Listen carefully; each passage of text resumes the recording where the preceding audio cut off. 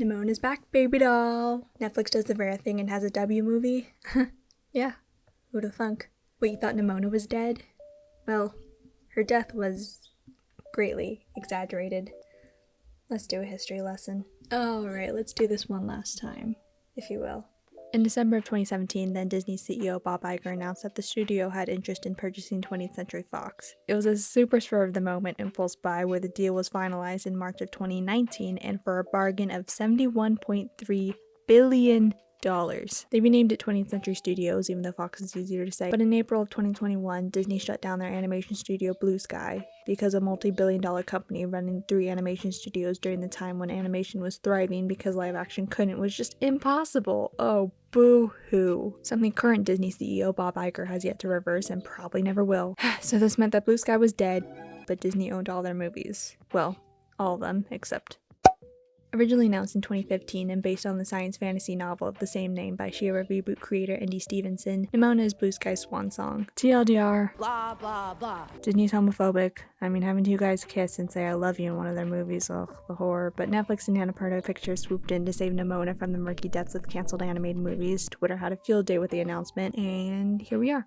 And I am pleased to say that it is great. You mean to tell me that an animated movie that breaks the Disney formula by having a blood-hungry title character and a wholesome gay romance ends up being good? Wow, who knew? Where shall I start? Well, I may not have read the source material, but now I want to. I like the movie stylization of 2D and 3D, and I do love that we're getting more movies like this. I'll be honest, Disney and Pixar's hyper-realization is impressive, but it does wear off after a while, especially their character designs looking a little homogenous. Nimona's not really taking its 2D elements from a pre-existing medium like a comic book or sketchbook drawings, but ironically, the one that started it all, Paperman, the Disney short. And yeah, I guess we have the Peanuts movie too. It's a little hard to tell since it's in black and white, but I can see it. Very simple, if any textures, lighting, and shadows, you get the gist. I also love the blend of the medieval yet futuristic kingdom. There's this one flashback segment where it looks like a mosaic and they drop the frame rate so it looks like stop motion, and that was fun to watch. Please watch my ranking video if you haven't already. I worked really hard on it. It took me like 6 months.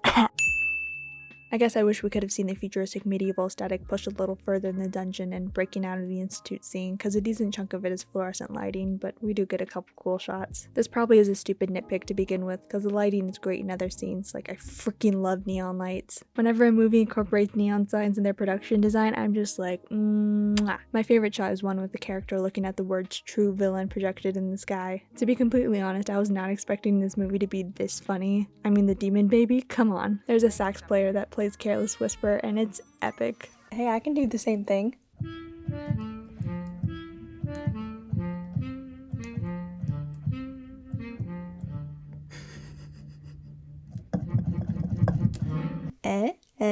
Dare I say the humor can even be shocking. Like I said, Nimona likes to kill, and they have a ton of great material with it. Dude, I laughed hard. Whoa, yeah! Sick arm! Did it bleed a lot? What?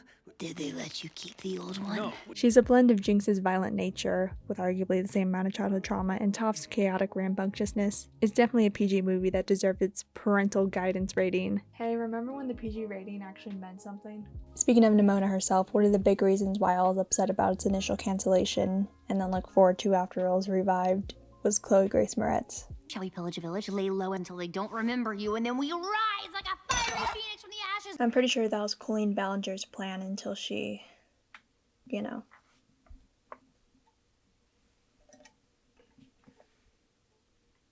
She asked me, son, when I grow old, will you buy me a house of gold? Sure, she hasn't been in the best movies, but when you give her something good to work with, Chloe will give an amazing performance. I wouldn't be as big of a fan of hers if it wasn't for her performance in the English dub of The Tale of the Princess Kaguya. If disobedience to His Majesty is considered a crime punishable by death, well then, the only choice is to kill me. I'm so glad to see her in another voiceover role, and I really hope she does more in the future. Nimona is just such a little freak, and I love her. I mean that affectionately, I swear. She can switch the tone of her voice to sadistic, to sweet, to sarcastic in the blink of an eye, even to mock bow in a British accent, and it's really impressive. Oh wait, never mind, she really is a freak. Who eats a taco like that? I thought Riz Ahmed did a good job as well. I've liked his performance in what I've seen him in.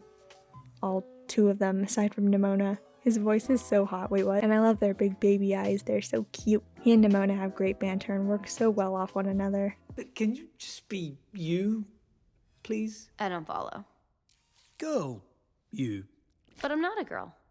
She's just like Janet for real. So cool of Left Shark to make an appearance. The scenes of her transforming into different animals and having to escape knights in various scenes definitely reminded me of Kuzco and Pacha doing the same in The Emperor's New Groove, even down to the whale. Ballister is also super cute with Ambrosius, and I wish they didn't spend so much time apart. Like, you guys, stop it. My face hurts from smiling. Suck it, Disney. Suck it. Speaking of Ambrosius, I really liked his internal conflict and turmoil about deciding which side he should be on, Val's or the Institute's. I love characters who are kind of antagonistic, or at least working for the bad guys, and have to struggle with their old worldviews while someone close to them has an epiphany about it. Kind of like Adora and Catra. Gee, I wonder why. Really, I think my main issue with this movie is that it probably could have been at least another 10 or so minutes. It says an hour 42 on Netflix, but 18 of those minutes are credits. This thing is pretty fast-paced, especially in the first act, where I think we could have fleshed out Nimona's introduction a bit more. Maybe an extra scene of her and Bao bonding or overall getting acquainted. Even taking a beat or two in between scenes and even lines wouldn't have hurt the movie. The initial cancellation may have something to do with it, but it's still a miracle we actually have it, instead of it being locked in the Disney vault with...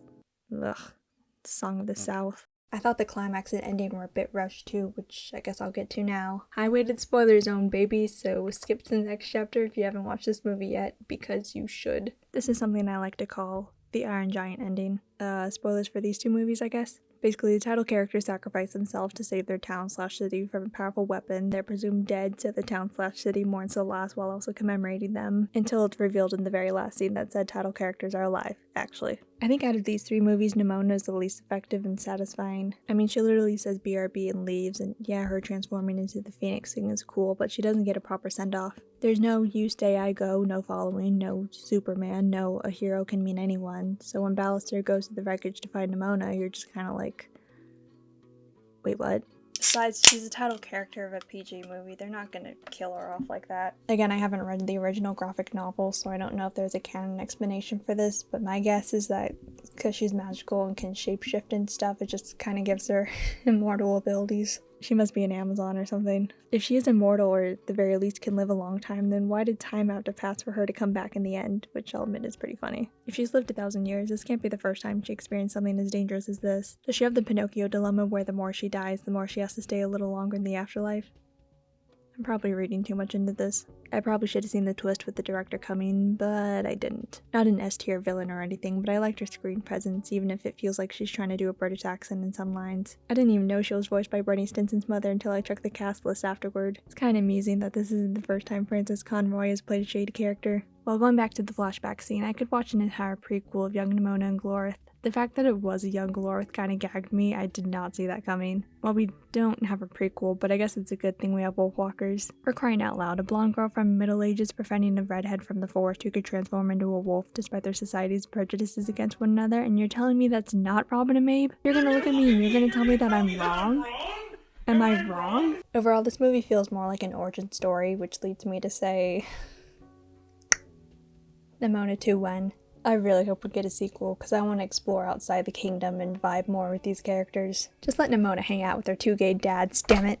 So far, the movie has been getting really great reviews and will hopefully get good word of mouth on the same levels of Mitchell's vs. Machines and Guillermo del Toro's Pinocchio. If anything, Nimona has definitely found itself with my favorite Netflix exclusive animated movies. Val did say during the closing minutes that this wasn't the end of the story, and with Nimona coming back to life and the movie ending abruptly as it did, there's totally room for more stories of them getting into mischief. I watched this movie twice for this video, and I originally had it at 8 out of 10, but now it's a 7 out of 10. Nah, I'm kidding, it's a 9 out of 10. Now I would pour one out for Blue Sky, but I'd rather not spill 7-Up on my clothes, my MacBook, or my carpet, so I'm just gonna say, I tip my hat to you. One legend to another.